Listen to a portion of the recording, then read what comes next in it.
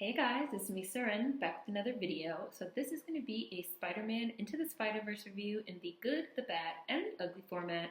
For everyone asking, I'm also going to be doing a review on If Beale Street Could Talk, and I am also going to be doing a review on Aquaman. I'm not sure exactly what order these videos are going to be going up in, but in case this one goes up first, just so you guys know, yes, I am doing a Beale Street Could Talk and Aquaman review.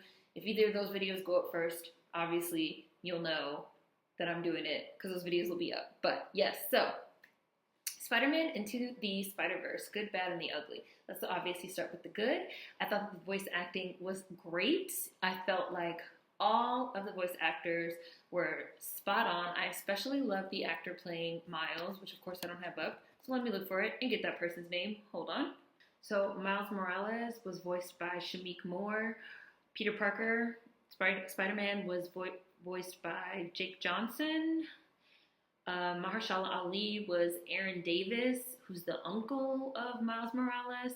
Brian Tyree Henry from Atlanta and from If Beale Street Could Talk was Jefferson Davis, or Miles' father.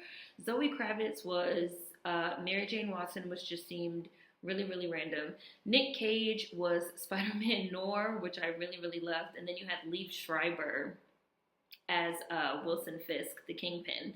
And Chris Pine was the Peter Parker from Miles's universe. Jake Johnson was Peter Parker, Peter B. Parker, who's the main Spider-Man that we see in the movie.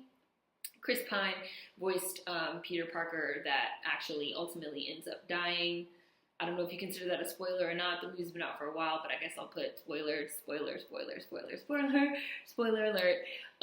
But it's not really a spoiler because for anyone that doesn't know, the whole plot kind of involves these different Spider-Verses or Spider-Man universes all kind of coming together because of this machine that they have called the Collider, which basically is making these universes sort of collide.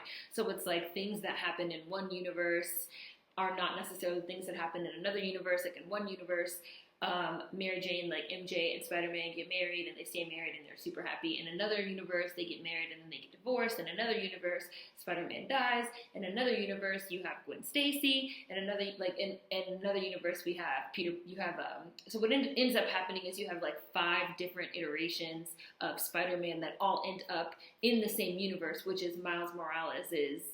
I'm sure there's a phrase for whatever the home verse is, but which is Miles Morales' universe. You have Peter Porker, which is the cartoon version. You have Penny Parker, which is a Japanese sort of anime manga version where she's inside this giant robot. You have Spider-Gwen or Spider-Woman, which is Gwen Stacy. You have Peter B. Parker, which is Jake Johnson is voiced by him, and then you have Miles Morales, and they're sort of all together in the same universe trying to figure out how to send these sort of various iterations of Spider-Man back home, and they all have to work together. And there's this thing where they glitch out, and if they stay in Miles's verse, his Spider-Verse, for too long, then they're basically going to die a horribly painful death where they disintegrate because their cells are rejecting the fact that they are in the wrong universe. So in order for them to be sent home, they have to turn the collider back on. They have to put a USB drive, they keep calling it a goober, into a port, hit a button to cancel it, send everybody back home, turn the collider off. Ultimately, they want Miles to be the one that has to do it because it is his verse, and once it's turned off, obviously they won't be able to go back home. So anyone that stays behind to do it, if Miles can't do it, will die a horribly painful death, and that kind of unfolds in some interesting sort of ways. So the voice acting was really, really, really, really great. I love Jake Johnson as Spider-Man. He kind of had the dry, sort of wry sarcasm of Spider-Man down pat. I've said some of these other iterations of Spider-Man I did not like. To me personally, I love Tobey Maguire as Spider-Man. I love those original Spider-Man and Spider-Man 2. Spider-Man 3, we just pretend didn't happen. But those first 2 Spider-Man movies really were some of the movies that set the stage for where we are right now. Blade 1 and 2, definitely. Spider-Man 1 and 2, and also X-Men 1 and 2, and also Batman Begins and The Dark Knight by Christopher Nolan. All those movies and those series kind of set the stage, in my opinion, for where we ended up going in terms of the comic book movie genre. I did not like Andrew Garfield as Spider-Man. I also didn't love Tom Holland as Spider-Man. I didn't see the last one with Tom Holland because I felt like it was for kids, and I hated the one with Andrew Garfield because I felt like he just did not get the tone of Spider-Man right. Jake Johnson, just with his voice acting, for me, really gets the tone of Spider-Man down. Like Spider-Man is he's Spider-Man is dark. Like, he has a dark origin story. He has a really dark backstory with, you know, his parents dying and being raised by his aunt and uncle, and, you know, his uncle dying, and he has kind of a very dark origin story, which is kind of joked around with in the movie. There's a line that says, like, man, this is a hardcore origin story. And so for me, continuously seeing these iterations of Spider-Man is just like happy-go-lucky, cool, smart, funny guy, you know, just sort of putting the Robert Downey Jr. as Tony Stark Iron Man / Sherlock Holmes treatment on everything, which is what we're seeing. Putting the sort of Deadpool treatment on everything, but really the Tony Stark treatment on everything, of how, like, now every single character, like, has to kind of fit into this mold of the... It's too much. It's been too much, and so I felt like this... And this is not an MCU movie, obviously. This is an animated sort of standalone movie that also, I believe, Sony, or it's either Sony or Fox, owns the rights to Spider-Man. That Tom Holland sort of Avengers crossover was just because the rights were allowed to be used by the MCU, but Marvel actually sold those rights off, and they've been trying to retrieve them. But these Spider-Man movies have historically not been a part of the MCU, and I feel like that's part of what makes them great, because as we know, I'm not a fan of the MCU. I feel like that shit fucks up everything it touches. It makes everything just corny and cheesy, and all these iterations of Spider-Man to me have been corny and cheesy and just off, and it's good to see this sort of standalone movie stand on its own and kind of get back to some of the darker roots of Spider-Man, and also with this story of Miles Morales. I also wanted to say that I feel like this is really like a legit comic book movie. It is like a living comic book. Like, the animation is so good, the portrayal, the use of the comic books, like, we sort of, as a way to introduce the different types of Spider-Man characters, and to introduce the different types of origin stories, and the fact that we're seeing different verses all sort of colliding together was really, really cool. The use of sound and music, the sound editing to portray the portal opening, to portray the introduction of characters. You know, there was a lot of really interesting stuff that really culminated in the feeling of a comic book brought to life right in front of us, which I really, really, really enjoyed. Like, and they got Peter's humor spot on. And I also really loved the sound that they used for Prowler, who ended up being his uncle, which is it's true to the comics. Like, that is what happens in the comics. This was very, very, I'm not super, super familiar with Miles Morales, but from what I have seen and what I have read, this is very true to the comic books. It was very true to the origin story. It's been very true to the way that the plot of Miles Morales as Spider-Man sort of evolved thus far. And like the sound that they use for Prowler is this like it's like a very unsettling noise, and Prowler is an extremely unsettling character for me, even more so than Fisk. And then especially once you find out who Prowler really is, that it's his uncle. Definitely spoilers, so definitely spoilers here. Especially when you find out who Prowler is and that it's his uncle, it just becomes even more sort of, you know, earth-shattering and heartbreaking, especially because we know that Miles has a close relationship with his uncle, and we see before we're introduced to the Prowler character, and before we know that his Uncle Aaron even is Prowler, we see the relationship that Miles has with his Uncle Aaron, and we see that Aaron is like a good guy. Like, Aaron is a good guy with Miles. He loves Miles. He helps him. He understands him. Like, Aaron is a person that Miles feels like he can trust, and it's like a very nuanced, very multifaceted character. It's not just like, you know, a good guy, bad guy type of situation. And we also see that sort of juxtaposed against Miles's father, who is a police officer, and it's just like very by the book, but also does love Miles and also cares about Miles and is also this support system for him. So that was just really, really great to see these characters that are complex and that, you know, have depth to them, they have weight to them, and they act as these, sort of differing focal points for Miles, who's trying to figure things out as he becomes Spider-Man. You had Fisk, Kingpin, who's just like, every time I see Fisk, it's just like, this dude is just so fucking violent. He's played by Vincent, you guys know I can't pronounce this, you guys taught me how, now I can't remember, D'Onofrio, in Daredevil, and he's just like so fucking violent, and I like that they show that. This movie, I think, is rated PG or PG-13. It's not overly violent, but it doesn't shy away from the fact that, like, if superhero work were real, it would be violent. It would be dangerous. You would be putting your life on the line, And, like, we see Fisk kill people. We see Fisk shoot people. We see Fisk, beating people with his bare hands, which is something that Kingpin likes doing. We don't see, like, there's not a ton of, like, blood. And, again, it's animated, so you have to, like, take that into account. It is, like, cartoonized violence, but they don't shy away from the fact that, like, this is dangerous, and Miles is like a 14-year-old kid that's sort of getting thrown into this situation, and he's trying to figure it out, which I like that they showed that. I felt like watching it repeatedly, Miles is acting the way that I would act in the situation. Like, none of what he did or said to me seemed confusing. None of it seemed far-fetched. None of it had me, like, wondering, like, why did he make that choice? It was very much like, what the fuck is going on? Like, I don't know if I could do this, like, I'm scared, like, I'm terrified, like, there's a scene where he sees something really violent and really scary, and he goes home, and he, like, runs to his mom and dad, like, crying, I feel like that's something that I would do. There's not a ton of, like, false bravado. Now, he does have a strong sense of again, right and wrong and morals and ethics, which this is really the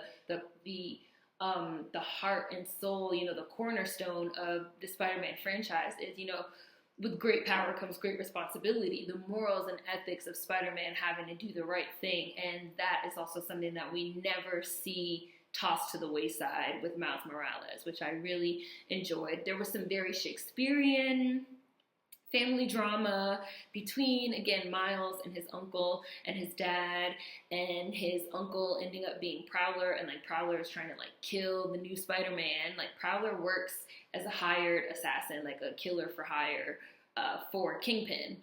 And Miles, before they know that Miles even becomes a new Spider-Man, they know that somebody, like, saw them using their collider. And so he sends Prowler to kill, like, kill whoever, like, kill that guy, whoever saw it. So throughout the whole movie, there's this undercut subplot of Prowler trying to kill Miles without either one of them realizing that Miles is the one that saw it, and that his Uncle Aaron is Prowler. And then we, like, have finally this sort of, again, like a Shakespearean reveal where Miles reveals to his uncle, it's me, like, you're killing me. And then, oh my gosh, and then Aaron actually ends up letting Miles go. He ends up getting shot by Kingpin.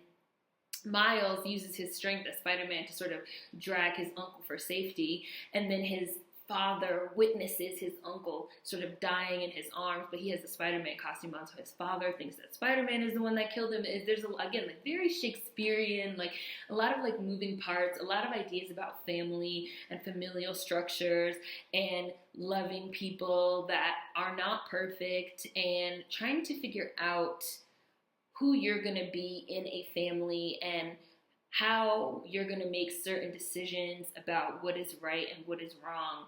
And there's a very Greek tragedy nature to it. And even with, like, some of the things that we see with Spider-Man, and, like, in one universe, Spider-Man is like this, and in another universe, Spider-Man is like that. He has these different familial structures, and he's trying to figure some things out as well. That is very Shakespearean, and I feel like a lot of comic books and superheroes and these characters and these stories have these very serious plot lines and these serious family and friend dramas going on underneath the surface. And again, in a movie that is an animated movie that really could have been marketed for children and had, like, a more kiddie-ish, plot, with less mature themes, they really stuck to their guns in that sense which I appreciated a lot. I also want to say that in terms of the animation was great.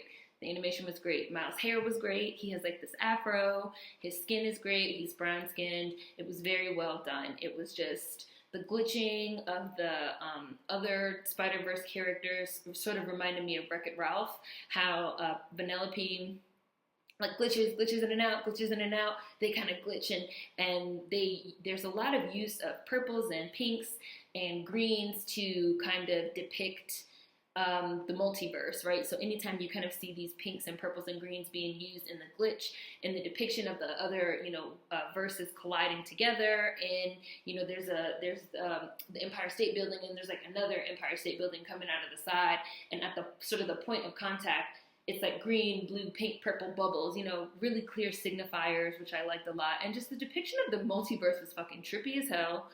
It was really cool. I love the different iterations of Spider-Man. I loved Spider-Man Noir. He's like black and white, and he's in shadow, and there's this like wind blowing, and he's like, where did that wind come from? And he's like, I take the wind with me wherever I go, and it smells like rain. Like, I loved that. I loved it. Again, Penny Parker I liked. Peter Porker I liked. The depiction of the various animation styles altogether was super dope. Like, Peter Porker is, what's his name? The fucking cartoon pig. That's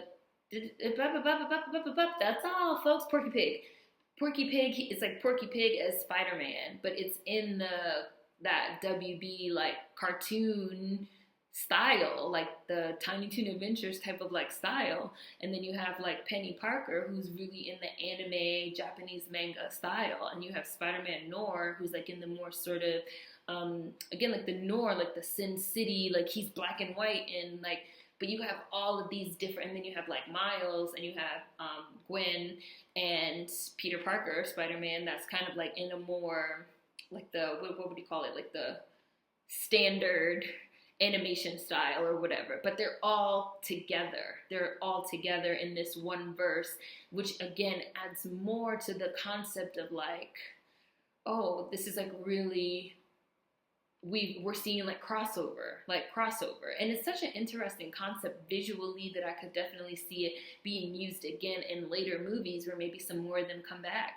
or maybe we even open up into even more verses, and we're able to play around even more with some different animation styles and techniques, and just again the depiction of the Collider with like buildings and trains and all this shit sort of floating in the beam, because there's like these two transponders with like this beam, and it opens up and you just like see all this stuff sort of floating around inside of it. But like, while all these buildings and trains and cars and buses and all this stuff is sort of floating around, we can still see like the green light beeping where they're trying to like put the USB drive in, which means they're still in the building, right? Like, there's an irregularity in the middle of the room, and there's mad shit going on inside of the irregularity, inside of the black hole, but you can still see the wall, so you still see that they're inside of the building, which is a sick-ass fucking concept, and is executed amazingly well in the film. And just the way that they're able to make the verses seem very distinct,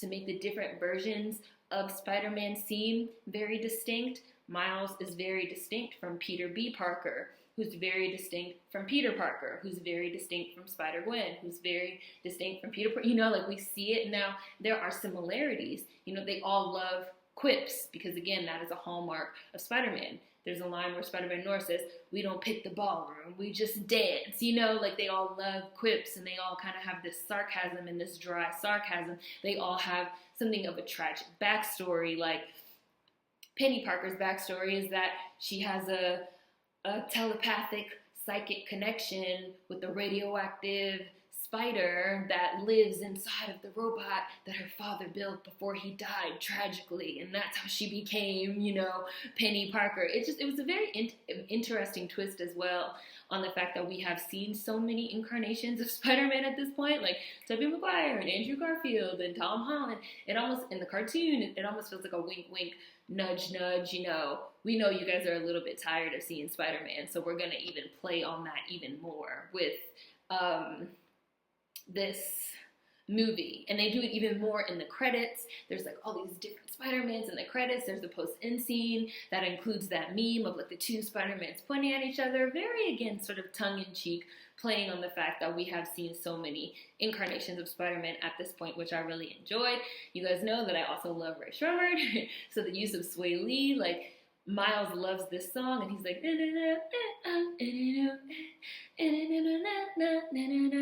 know, and I love that. I love the music. The music was really good. I might even buy the soundtrack. And again, the sound, just like the sound editing, the use of different sounds, the sounds that they play when the transponder collider thing is like on, and stuff is like moving around, and like I said before, they continuously use the same sound when they're introducing and showing different characters. So it's almost like even if you don't even if you don't see Prowler, like Miles is sitting in his room in the dark, you don't see Prowler yet, but they play that noise, and you know, oh, you know, it's like Jaws, like dun dun dun.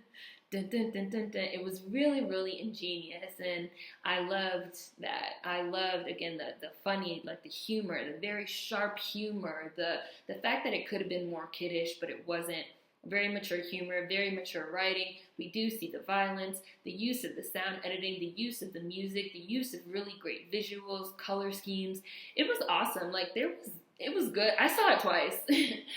So I really enjoyed it. I'm not going to say that there's any ugly with this film, but there is a little bit of bad. And I'm just going to read you guys a question that was asked to me on Instagram DMs that several people have asked me, and I also feel like this was really the weakest spot of the film, which somebody asked me, I was just wondering if you were going to do a review on Into the Spider-Verse. I love the animation, but I would have loved to see a black girl spider persona. The best character to me is Uncle Aaron, the only black DACS besides Miles's father. And I said, I'm not super familiar with Miles Morales, but from what I saw, they really stuck to the comics. They probably didn't want to go out on a limb with a new character for the property, such as a black DACS girl spider persona, because this is not something that exists in the comics as of yet. There is a black Spider Woman in the comics that is a villain. This person was saying they would have liked to have seen like some type of like black girl spider persona like on the team, or like we don't really see any black girls in the school. Miles goes to like school, we don't really see any black girls in the school, we don't really see any black girls in the neighborhood. His father is a DACS, but his mother is a Puerto Rican, which is also true to the comics. So it does seem very abrupt, maybe, that it's not there. And I said they probably didn't want to go out on the limb with a new character for the property or with the introduction of a black girl when it was their first time adapting it for the screen. They probably felt like Miles was enough. It would have been cool, but I think they played it safe in that regard of not deviating from the pre-existing characters. Since they're doing a sequel, because they did confirm that they're doing a sequel, I said I would like to see more playing around with the possibility of the introduction of more black characters, if this is possible, especially if they keep it animated. And then the first person that I thought of was Iron Man girl, Riri. I can't think of her last name, but Riri Williams, is that it? Iron Man girl. She exists in the same universe, and even the whole point of playing around with different verses, like it could be cool to see a Miles Morales Spider-Man and a Riri Iron Girl crossover in that way. Luna, the dinosaur girl who's like super smart, she exists in that same sort of animated verse, you know. So I feel like there are opportunities for them to have more crossover properties with more, you know, even more existing black girl characters, or if they even wanted to introduce some different types of characters. I do think that that could be done, and that would be really, really cool to see. It was a little weird for this one, but I feel like they just tried to, in that regard, they tried to play it safe, which sucks. I'm sure they probably felt like they didn't want to deviate. I'm sure there was already some trepidation about bringing Miles Morales to the big screen as it is, which is why I think they aim to keep it animated rather than do live action. And I'm also sure there was probably some type of meeting about we can't black it up too much. Like, I'm sure there was, and that's sad. That's fucking depressing. But now that the movie has done so well and has been so well received, hopefully we could see some introduction of those type of characters moving forward. So that is my review for Spider-Man Into the Spider-Verse. If you guys saw this, let me know what you think down in the comments. Food for thought as always. See you guys next time. Peace.